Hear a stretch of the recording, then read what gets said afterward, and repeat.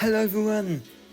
Today we are going to make a new review for Star Wars Legion for the new Mandalorian armies, and we're going to talk about maybe my favorite unit in my favorite clan, the Super Commandos for the clan Saxon. So let's get started. Super Commandos, we're going to have 4 miniatures, courage of 2, 1 health, and they will search to hit, to block with red saves and speed 3, really great classical Mandalorian stats.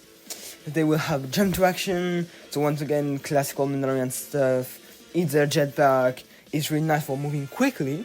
Impervious, very classical as well. Victory or Death, which is a really nice one. It is very classical to have it on the unit of Clan Saxon. We have it like on basically all units of Clan Saxon, all of them in fact.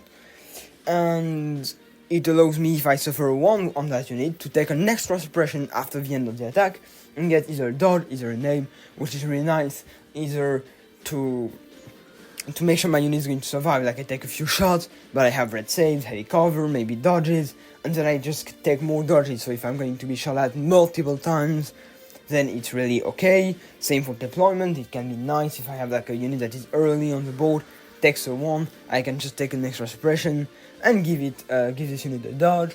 Fortunately, having a full army of Victory or Death is sometimes a little bit annoying, sometimes going to be hard to deal with all those suppressions, but the nice thing is it will trigger rearm Mandalorians at its maximum potential, and then you have Inspire 1 from the leader, you can have it, and then you can give an upgrade to get Inspire 2, and you have a bunch of options like this. You also have Gar Saxon. We will talk about him in another video. I think we'll have already made this video, and yes, it is nice because he has Compel, and Compel allows you to deal with those suppression. So in the end, it can be annoying, but since there are Courage 2, and basically your entire army will be Courage 2, unless you take Initiates, which is weird. Anyway, it is really nice. It is really, really interesting, a really great unit. So apart from this, we have 2 very nice keywords, and I forgot to just say that Victory or Death also gives you aim, so if you're being attacked, when it will be your turn attacking, you will do some really nice damages. And then we have some nice keywords that we also have on the Shadow Collective Mandalorian Super Commandos. So the classical Shadow Collective, the first Super Commandos in the game, Defend 1 and Independent Aim 1, 2 amazing keywords.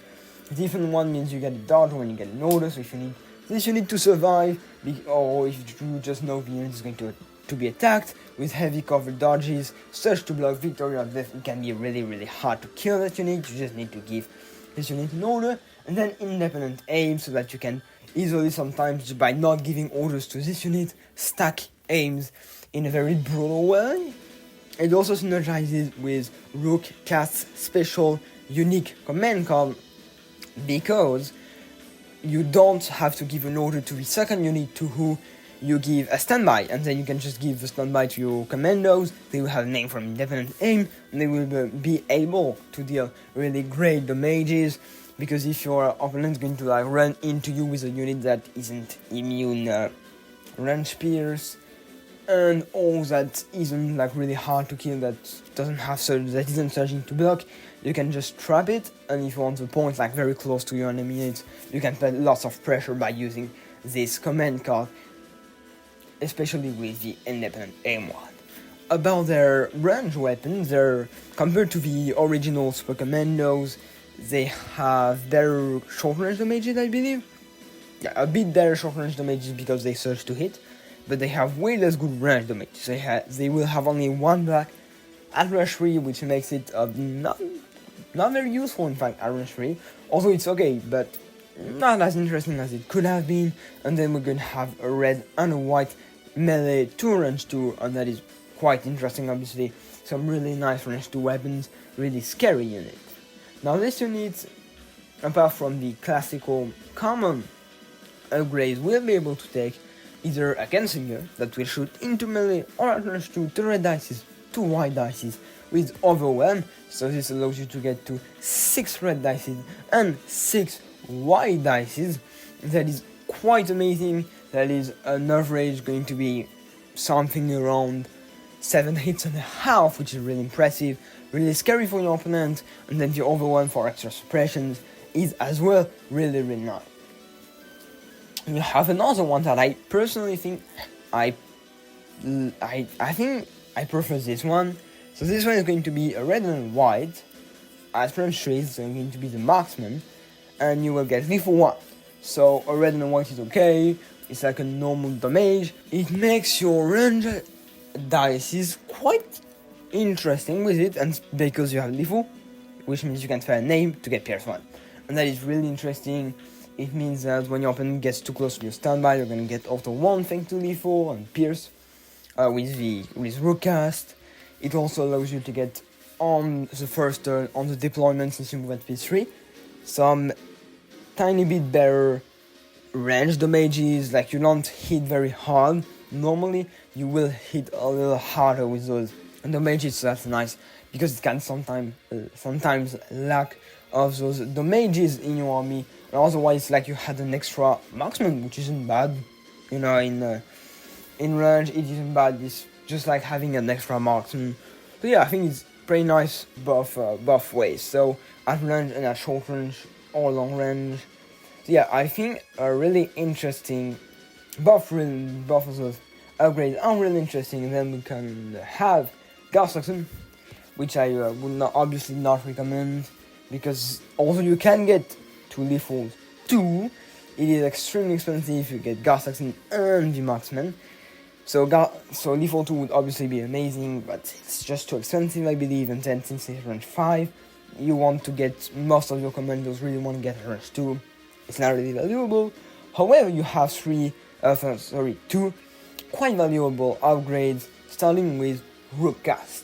You can get Retinue Clan Saxon Commander, which is really cool, because it means when you are range 2 of a commander at the beginning of activation phase, you're gonna get either a name or a dodge you can choose, and that is really nice because it means you can combine Retinue with independent aim to just stack aims so easily and get like amazing damages with with both of them, but mostly with the sniper. Fortunately, it's still 25 points, which is quite expensive. You get 147 points, something like this.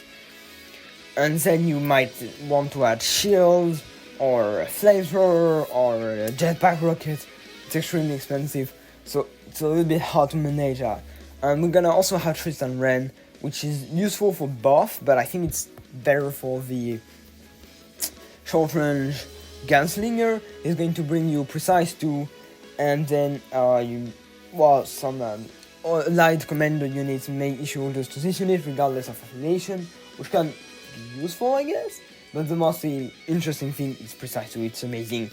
It means that you can have this unit that already has a marksman and Tristan that also adds normal dices. So going to be rolling 7 red dices, 7 white dices, and then if you use a name, maybe from your independent aim or other sources, then you will not only trigger Overwhelm but also Precise 2, which allows you to re-roll 4 dices. It can be very, very, very scary for your opponent. Really a devastating unit. So 2 ways to play them. I most of the time prefer Lethal, I think, and Pierce, but I think both can be really interesting.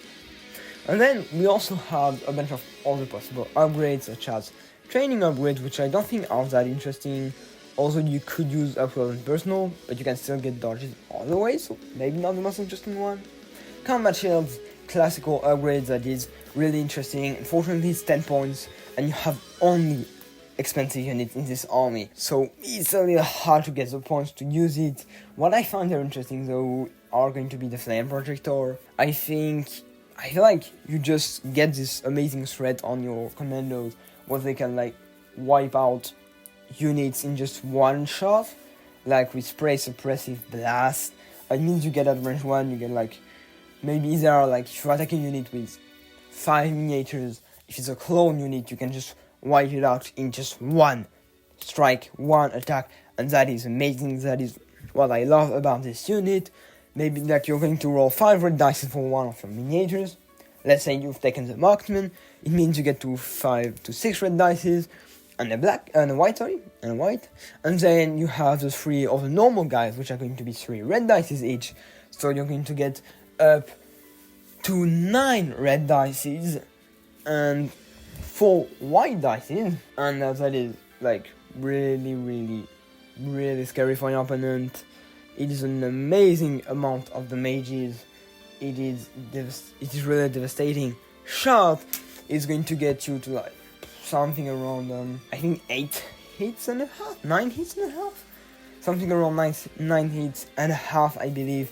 And then you can have your 11 aim to get lethals. You get 9 hits pierce with spears. Maybe if you go like lucky, you get 10 hits. 10 hits on average, your opponent will die, but he has a surge because he is a clone, so he will use the surge. But if he doesn't have any extra surge, you're gonna get your pierce and just kill him. So that it can be amazing. One tapping units of clones with 5 health and surge is really hard, so they can be very scary for your opponent. It also allows them not to be like blocked by units that just have HPs but not more, like B1s for example. Units of B1 that get like 7 health. It is annoying to deal with them sometimes. Maybe in this case you might want to split fire between your like marksman and flamethrower in one unit and the rest in another, or maybe you want to flamethrower like maybe two normal guys in a unit and then 2 other normal guys and the sniper in another unit. It can really allow you to get some value on splitting fire, which is not something we do that much in Star Wars Legion, I believe. I don't see it a lot, I don't do it a lot, so it is really nice. And finally you're gonna get suppressive, which is always nice. It's 5 points, it's cheap for a flame projector, it is very deadly. It also allows to deal with very scary threats, sometimes hard to kill squads like clone squads, like B2's squads, or just big units with red sails with lots of health. You can get lots of value from those flame projectors, and I think that it's a really nice upgrade. Otherwise, combat shields are really nice as well. If you didn't take the gunslinger, maybe the overcharged blaster packs, why not? Tank fighting ammunition, if you're scared of tanks, you can take really lots of upgrades. Targeting scouts, why not? So, the biggest problem with taking Rukas though, I remember that you can take Rukas as the commander, and she's quite nice, sorry, but you're not going to take attrition, so why not? And mostly just running them with like marksman flame projector makes them still really nice on the board. So it's going to be all for today's video, just the super commandos. I'm really happy I've been able to make this video because I love those units. I really love them since I've been able to play them in the Shadow Collective. I really love them. I hope you have enjoyed this video, and I hope it will help you for Star Wars Legion for your games. And if you enjoyed that video, you can like, subscribe, and comment. And have a good day.